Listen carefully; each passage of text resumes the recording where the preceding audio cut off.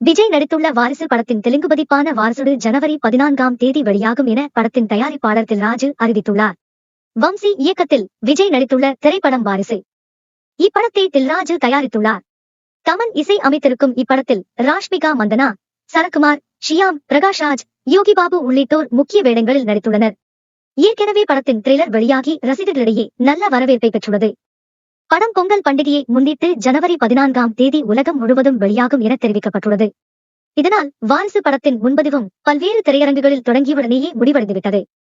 இந்த நிலையில் வாரிசு படத்தின் தெலுங்கு பதிப்பான வாரிசுடு ஜனவரி 14ஆம் தேதி வெளியாகும் என அதன் தயாரிப்பாளர் தில்ராஜு தெரிவித்துள்ளார். இது தொடர்பாக பத்திரிகையாளர் சந்திப்பில் அவர் பேசுகையில், சங்கராந்தி பண்டிகை அன்று வெளியாகும் நமது தெலுங்கு கதாநாயகர்களது படங்களான வீர சிம்ஹா ரெட்டி, வாண்டர் வீரையா ஆகிய படங்களை முதலில் தியேட்டரில் பாருங்கள். இதன் காரணமாகத்தான் நாங்கள் வாரிசுடு படத்தின் வெளியீட்டை தள்ளி வைத்துள்ளோம்.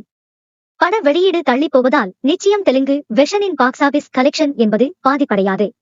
படத்தின் எமோஷன்கள் நிச்சயம் பார்வையாளர்களுக்கு கனெக்ட் ஆகும். தமிழ்நாட்டில் படம் நிச்சயம் வெற்றி பெறும் என்பதில் நாங்கள் நம்பிக்கையாக உள்ளோம் என தெரிவித்துள்ளார்.